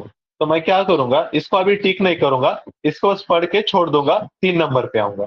3 नंबर वाला क्वेश्चन रीड करूंगा, मेरे को पता है, श्योरली पता है, मैं उसका यहाँ पे टिक कर दूंगा। तो ऐसा मैं मतलब करते चलूंगा आगे के क्वेश्चंस में भी। जहां पे जम रहा है फौरन, मतलब 80% ज्यादा प्रोबेबिलिटी है, उसको मैं यहाँ पे क्वेश्चन पेपर पे मार्क करूंगा, आगे बढ़ूंगा। जिसमें 50-50 हो रहा है, नहीं समझ में आ रहा है, तो मैं उसको छोड़ूंगा, पढ़ के रीड करके छोड़ूंगा। तो ऐसा मैं मतलब इसको फर्स्ट राउंड कहते हैं। मतलब जितने आ रहे हैं 80% से ज्यादा, उसको आप क्वेश्चन पेपर पे टिक कर रहे हो और आगे बढ़ रहे हो। और ऐसा आपको 1 टू, अब हमारे क्वेश्चन कितने 150 हैं, तो फर्स्ट राउंड में क्या करेंगे हम, जस्ट 1 टू 150 क्वेश्चन। इसमें जो क्वेश्चंस आपको क्या है, मोर देन 80% प्रोबेबिलिटी है, जो श्योर क्वेश्चंस है उसको फर्स्ट राउंड में मार्क करेंगे। ओके, श्योर क्वेश्चंस मतलब 80% से ज्यादा जिसको में हमको लग रहा है कि मतलब ये सही है, तो ऐसे क्वेश्चन हम टिक करेंगे और उसको मार्क करेंगे। अब देखो इसको मार्क कैसा करेंगे, मतलब साइमल्टेनियस करना है क्या पूरे सॉल्व करने के बाद करना है। देखो क्वेश्चन हमारे बहुत ज्यादा है, 150 है, तो बेहतर रहता कि मतलब इसको, एक तो आप एक चीज ये कर सकते हैं कि जैसा आपने फर्स्ट पेज पे सपोज 4 क्वेश्चन है, वो पहले 4 को मतलब पहले टिक करो क्वेश्चन पेपर पे और फिर चारों को एक साथ मार्क करो। या फिर दूसरा तरीका ये रह सकता है, जैसा कुछ आपने 20 क्वेश्चन सॉल्व किए फिर एक साथ मार्क किए, या फिर 25 किए और एक साथ मार्क किए, ऐसा भी आप कर सकते हैं। तो जो भी आपको सुटेबल लगे। मतलब ये फर्स्ट राउंड की बात चल रही है, मतलब मैं 1 से 20 तक के सॉल्व किया जितने मुझको श्योर है, और फिर मैं उनको आंसर शीट पे मार्क किया। ओके। ऐसा बिल्कुल नहीं करना है कि मतलब 1 से 150 पूरे कर रहे हैं फिर उसके बाद मार्क कर रहे हैं। ओके। तो वो उसको पार्ट में डिवाइड करो, 20 क्वेश्चन के ग्रुपिंग करो, 25 के करो, या ज्यादा से ज्यादा 50 के करो, उससे ज्यादा नहीं, और उसको एक साथ मार्क करो। फिर बाद में क्या करेंगे, अब एक राउंड हो जाता है हमारा, सपोज 2 घंटे का हमारा पेपर है, तो कितना 2.5 घंटे का है ना, तो अराउंड, मुझको तो आइडिया नहीं 150 के लिए कितना लगेगा, लेकिन हमारे क्वेश्चन बहुत सिंपल सिंपल है, तो एक्सपेक्ट कर सकते हैं 1-1.5 घंटे में हो जाता हमारा फर्स्ट राउंड। मतलब 150 क्वेश्चन रीड करके हो जाते, और इसमें श्योरिटी वाले एक 60 से 70 रहेंगे जो हमने उसको टिक किया है। अब बचते हैं हमारे और 70-80 क्वेश्चन बचते हैं, और अराउंड 1 घंटा बचता है हमारे पास। ओके। अब क्या करना है, जो क्वेश्चन आपने छोड़े हैं, रीड करके छोड़े हैं, उनको फिर से पढ़ो। मैं क्वेश्चन नंबर 2 छोड़ा था सपोज, मुझको तब आंसर नहीं आ रहा था, मैं क्वेश्चन नंबर 2 पे जाऊंगा, उसको फिर से पढ़ूंगा, और फिर उसको सॉल्व करने की इलिमिनेशन से, ट्रिक से, लॉजिक से कोशिश करूंगा। अब उसका आंसर मोस्टली चांस रहता है कि मेरे को उसका आंसर आ जाता है। क्यों आता है? क्योंकि मैं उसको दूसरे बार फिर से पढ़ रहा हूँ। और इसमें क्या होता है कि जो मतलब कुछ वर्ड्स फर्स्ट रीडिंग में छूट जाते, लेकिन मैं उसको डबल से पढ़ रहा हूँ ना, तो वो वर्ड पे मेरा अटेंशन जाता, और मुझको वो वर्ड्स मतलब फिर से मैं ध्यान देता हूँ, और अलग से दूसरे डायमेंशन भी जब तक मेरे दिमाग में खुल जाते। फिर इसी तरीके से एक राउंड मेरा ऑलरेडी हो चुका है, 60-70 क्वेश्चन में मार्क कर चुका हूँ, तो थोड़ा सा मेरे ऊपर एक बर्डन भी कम हो चुका है, मैं पूरा 150 क्वेश्चन पढ़ भी लिया हूँ, तो अब थोड़ा सा बर्डन आपके ऊपर कम होता है। सेकंड राउंड में आप फ्री माइंड से मतलब अब अटेम्प्ट कर सकते हैं, तो फिर आपके आंसर्स आएंगे, मतलब इसमें पूरे तो करेक्ट नहीं होंगे। अराउंड सपोज आपने इसमें सपोज 50 एक सॉल्व किए तो 30 एक बरोबर होते, 15-20 गलत भी होते, तो कोई कोई हरकत नहीं, नेट पॉजिटिव स्कोर ही रहता है। तो इसमें एक एक क्वेश्चन पढ़ के फिर आप सॉल्व करोगे और उसको टिक करोगे। ओके, सेकंड राउंड में फिर क्या होता है, कभी कभी सेकंड राउंड में पढ़ने के बाद भी कुछ क्वेश्चंस नहीं आते, मतलब कुछ वन लाइनर वगैरह कुछ है या फिर कुछ बहुत ही डिफिकल्ट है, फिर ऐसे क्वेश्चन को तब भी मतलब छोड़ दो थर्ड राउंड के लिए। थर्ड राउंड के लिए कुछ 10 से 15 मिनट बचते हैं और 20 एक क्वेश्चन रहते हैं। अब पूरे 150 तो करना नहीं हमको, 140 वगैरह अटेम्प्ट करना रहता, तो फिर क्या करेंगे, थर्ड राउंड में फिर से वो 10-20 क्वेश्चन जो है ना उनको पढ़ो। अब पढ़ने के लिए ज्यादा टाइम नहीं लगता, फटाक से उसको पढ़ लिए फिर कोशिश करो उसको सॉल्व करने की। ओके, तो ऐसा करके उसमें से जो 20 अगर छूटे हैं तो 20 में से जो कम रिस्क वाले 10 हैं उसको टिक कर देना। तो ऐसा कुल मिलाकर 135 टू 140 के बीच में अटेम्प्ट रहना चाहिए। और अरे हाँ, निगेटिव नहीं है ना मार्किंग आपको, निगेटिव मार्किंग है कि आपको कोई बताएगा? निगेटिव मार्किंग टीपीएस टीएसपीसी में है क्या? नहीं नहीं सर। नहीं है ना, तो पूरे 150 क्वेश्चन मार्क करना है। ओके, एक भी क्वेश्चन छोड़ना नहीं है, और निगेटिव का मसला ही नहीं है, फिर बहुत अच्छा होगा। ओके, तो जितने भी आ रहे हैं मार्क करना है, लेकिन उसको कैसा करोगे, फर्स्ट रीडिंग में पूरे अटेम्प्ट नहीं करना है, फर्स्ट रीडिंग में श्योरिटी वाले, सेकंड रीडिंग में 50-50 वाले, थर्ड रीडिंग में वन लाइनर वगैरह ऐसे। ओके, 50-50 वाले, और थर्ड रीडिंग में जो हार्ड लेवल के क्वेश्चन है उसको मार्क करना है। मतलब कुछ क्वेश्चन आप वो एक बार पढ़ेंगे, कुछ क्वेश्चन 2 बार, कुछ क्वेश्चन 3 बार, तो इस तरीके से क्वेश्चन अटेम्प्ट करना रहता है हमको क्वेश्चन पेपर। ओके, इसमें कोई डाउट किसी का? क्वेश्चन पेपर सॉल्व कैसे करना है, इसमें किसी का कोई डाउट? सर फर्स्ट रीडिंग में रीड करने के बाद जो आ रहे तो उनको बबल कर देना क्या? बबल करना, लेकिन कैसा करो, साइमल्टेनियस मत करो बबल। आप क्या करो, पहले 25 से 1 to 25 जाओ, सॉल्व कर लो जितने आ रहे, उसमें सपोज 15 आ गए, फिर वो 15 को एक साथ मार्क करो। ऐसा साइमल्टेनियस करे तो थोड़ा सा टाइम लगता है उसमें। ओके, 25 एक सॉल्व करो, फिर ऐसा मार्क करो, या फिर 1 से 50 तक के सॉल्व करो, उसमें सपोज 25 to 30 सॉल्व हो गए तुम्हारे, उसको टिक करो एक साथ, ऐसा 50-50 की ग्रुपिंग में। ओके, ऐसा कर सकते हो। सेकंड राउंड में साइमल्टेनियस भी कर लिए तो चल जाएगा पब्लिक, एक एक से सॉल्व करके। ओके, तो ये चीज ध्यान में रखो। देन अब पेपर अभी आप देखो, मॉक टेस्ट में आपको बार बार बोल रहा हूँ, मॉक टेस्ट करना है, मॉक टेस्ट करना है। ओके, तो आपने सपोज ये टेस्ट सॉल्व किया ऐसे 3 राउंड में, फिर आपको इसका एनालिसिस करना है, तो एनालिसिस कैसे करेंगे? तो सबसे पहले क्या करना, वो पेपर पहले एक्सप्लेनेशन देखो, और जो राइट आंसर है ना उसको ऐसे हाईलाइटर से हाईलाइट करो। पहला काम, जो करेक्ट आंसर है हाईलाइटर से हाईलाइट करो। फिर दूसरा काम क्या करेंगे, जैसा फॉर एग्जांपल क्वेश्चन नंबर 2 मेरा रॉन्ग हो गया, और सपोज मैं उसमें स्टेटमेंट 3 को समझो सही पकड़ लिया और वो था गलत स्टेटमेंट, तो मैं क्या करूंगा, एक्सप्लेनेशन में जो पीडीएफ है मेरे पास, उसमें से सिर्फ स्टेटमेंट 3 ही देखूंगा, क्वेश्चन नंबर 2 का डायरेक्ट स्टेटमेंट 3 ही पढ़ूंगा जो मेरा गलत हुआ है, और वहां पे क्यों गलत हुआ, उसका रीजन क्या था, कौन सा वर्ड मैं इसको याद नहीं आया, मैं बस यहाँ पे रेड पेन से यहाँ पे उसको लिख दूंगा कि मतलब यहाँ पे ऐसा नहीं था, ऐसा था। ओके, क्वेश्चन स्टेटमेंट 1 और 2 मेरा सही हुआ है, उसको देखना नहीं है। ओके, इसमें टाइम बहुत जाएगा आपका, फिर 2-3 घंटा लगेगा पेपर एनालिसिस करने। हमको 1 से 1.5 घंटे में पेपर खत्म करना है एनालिसिस करके। तो वो कैसे होगा, जो स्टेटमेंट रॉन्ग हुआ है उतना ही एक्सप्लेनेशन में से पढ़ना है, जो चीजें आपकी सही हुई फिर से नहीं देखना, क्योंकि एक्सप्लेनेशन इससे 40-50 पेज का रहेगा, पूरा दिन चला जाएगा फिर आपका एक्सप्लेनेशन पढ़ते पढ़ते, फिर उस दिन दूसरा कोई पढ़ के नई चीज होंगी। तो ऐसा बिल्कुल मत करो, जो स्टेटमेंट गलत हुआ उतना ही एक्सप्लेनेशन में से देख लेने का, और वो जो पॉइंट था जो आपका मिस हो गया था उसको रेड पेन से क्वेश्चन पेपर पे लिख लेना, ताकि अगली बार आपको एक्सप्लेनेशन देखने की जरूरत ना गिरे, आप क्वेश्चन पेपर ही रिवाइज कर ले। ओके, क्वेश्चन पेपर को ही अपने नोट्स बनाओ। ओके, उस पर ही तुम चीजें ऐड करो। तो इस तरीके से मतलब इसका एनालिसिस किया जाता है। ओके, और ज्यादा भी नोट्स नहीं बनाना है इसके ऊपर, बहुत सारे पॉइंट पूरा एक्सप्लेनेशन ही लिख दे रहे हैं, ऐसा भी मत करो। जितना पॉइंट रॉन्ग हो गया उतना ही इसमें ऐड करना है। सपोज कहाँ पे ईयर गलत हो गया आपका, तो करेक्ट ईयर क्या था, कोई मिनिस्ट्री गलत हो गई तो करेक्ट मिनिस्ट्री क्या थी, उतनी ही चीज वहां पे लिख देने का। ओके, तो यह है समझ में एक्सप्लेनेशन कैसे देखना है। आई बात समझ में, एनालिसिस कैसे करना है पेपर का, आ रहा है समझ में? हेलो, मेरी आवाज आ रही है आप लोगों को? Yes sir. अभी जो डिस्कस किए समझ में आया आपको, पेपर एनालिसिस कैसे करना है?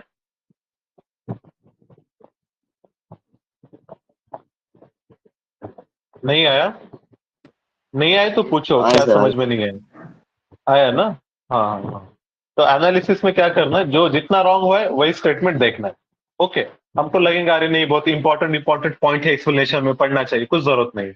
ओके, क्योंकि वो जब आप स्टैटिक रिवाइज करोगे ऑटोमेटिक वो रिवाइज होने वाली है, और ऑलरेडी वो चीज आपको आती है, डबल से मत पढ़ो उसको। जहां पे गलत हुआ उतना ही पॉइंट मतलब आपको देखना है और उसको रेक्टिफाई करना है जो आपका एरर हुआ। ओके, इसके बाद और किसी का कोई डाउट सर वगैरह है? हाँ हाँ सर बोलो। एग्जामिनेशन हॉल जी, में हम लोग हाइलाइटर, रेड पेन और पेपर को सब रफ वर्क कर सकते हैं क्या सर? अभी जैसे हम लोग फर्स्ट नहीं राउंड नहीं, में राउंड अप कर ले रहे थे। ये हाइलाइटर वगैरह मत लेके, ये अभी मैं मॉक टेस्ट के लिए बोला तुमको। हाइलाइटर एनालिसिस वगैरह सारी जो चीजें हैं ना, यहाँ पर एग्जाम हॉल में बस आपको एक ब्लैक बॉल पेन लेके जाना है। ओके, और रफ वर्क आपको सीसैट के लिए चाहिए है ना, इसके लिए तो नहीं लगेगा, जीएस के लिए। सीसैट के लिए वो देते हैं, रफ स्पेस देते हैं, जनरली एंड में रहता है या फिर वही पेज पे नीचे रहता है बॉटम में। ओके, तो हाइलाइटर वगैरह उतना करने टाइम नहीं रहता है, हाँ? याद रखो, बस एक दो तीन ब्लैक बॉल पेन लेके जाओ, और बाकी हाइलाइटर की वगैरह जरूरत नहीं रहती।